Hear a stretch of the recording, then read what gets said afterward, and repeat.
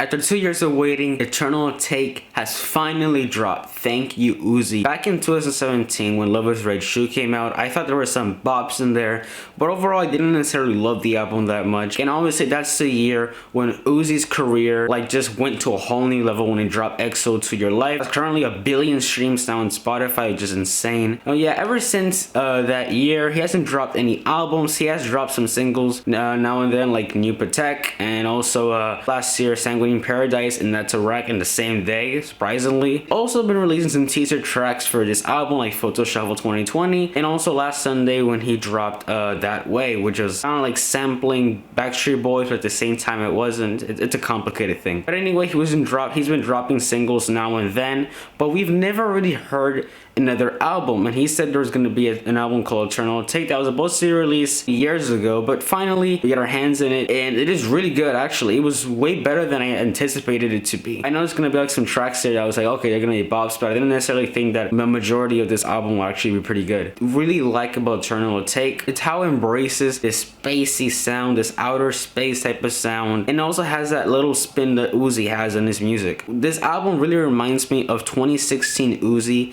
combined with 2017 Uzi. I don't know why, but it's like different fusions of Uzi in this album, Eternal Atake. In the first track, Baby Pluto, we get to hear these plucky bell sounds, pretty cool. Then we finally get to hear the bass drop, and Uzi with that flow is amazing. His delivery in most of these tracks, Low Main, Silly Watch, a lot of these tracks in here, I think his delivery was super fun, super energetic, and that's what I really liked about Uzi. So many of his tracks are catchy, they're easy to vibe to, they put you like in a happy mood, so super energetic and all. It manages to get one of the weirdest beats and just like rap over it, and it still comes out to be a banger. It still comes out to be fun, super energetic, super clean. That's what I really liked about Lil Uzi Vert. Also in Eternal Atake, we get to hear some pretty fun tracks like Silly Watch, taunting piano melody that's playing in the background. We get to hear this bass, this 808, and this catchy hook that he lays in. We get to hear this aggressive flow and voice that he lays in this track, and also this catchy hook that he lays in there. But also, there are some things that I didn't like about this album, which was how the lyrics can be a little bit weird. Yes, I get it, Lil Uzi is kind of known for that as well. These lyrics are a little bit too weird, like that hickey line from the beginning track, Baby Pluto. I also like the high pitch that he does in Low Main. That part, I think when he does in the chorus and the hook, I think it's pretty fun, it's pretty cute. I also like these plucky melodies that play in Celebration Station. I think it's kind of cute. Yeah, there's some tracks in here that use that type of same sound, like I'm Sorry, which I think was an okay track. It's a more emo track, as you can tell by the title. But yeah, and also another thing that I like about this is that in every single track, or most of the tracks,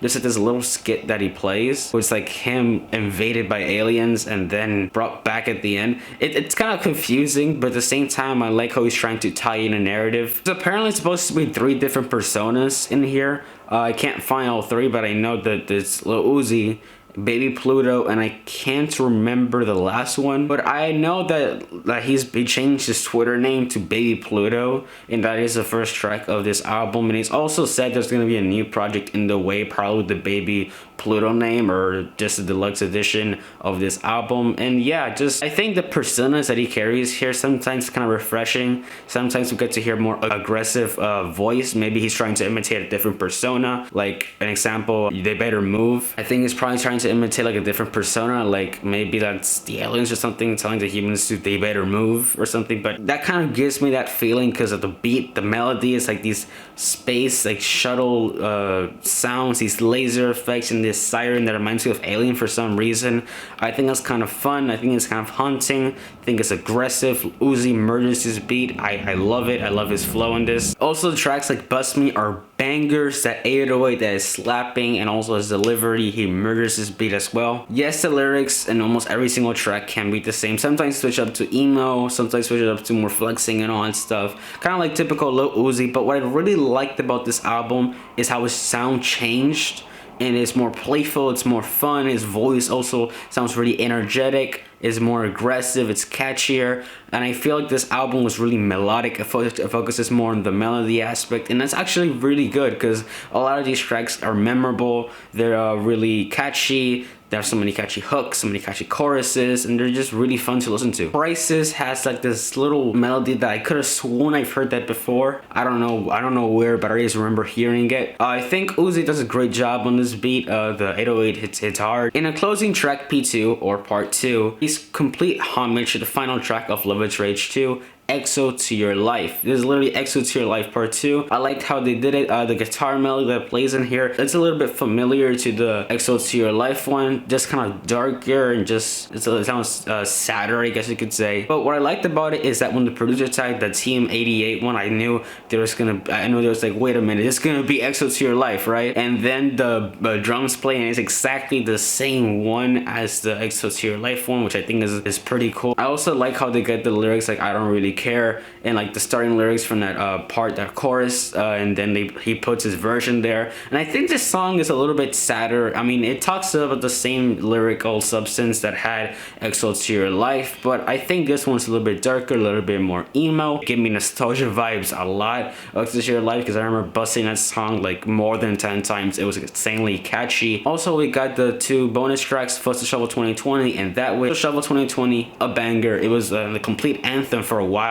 dance anthem. It's probably his most streamed single from the album, and I think it was a really catchy song. I like the plucky little cute melody that I was playing, and the drums that were playing as well, I think was pretty fun. I like that sample that plays in the ending with Nardwar, that from that interview. I remember seeing that. I think it was hilarious, and also from the beginning, Tyler the Creator sample. But yeah, overall I think the track was fun, it was catchy, and also the other track, That Way, I think it was a fun track. I liked his delivering this, his energy is on point. I like how he puts his spin in the original track of That Way. It's funner, it's cleaner, it's a little bit more trappish, but at the same time still managed to put that clean vibe. But yeah, Eternal Take, as I was saying, I love how he comes with this new sound, this refreshing sound, kind of combining 2016 Uzi with 2017, a little bit of nowadays Uzi. I liked how he's combining those two worlds and it's clashing together. I think it's refreshing, I think it's fun. I think a lot of these beats are super cool, super unique, even though they are kind of simple and all. But I still think that even though it's simple, I think his vocals in here are catchy.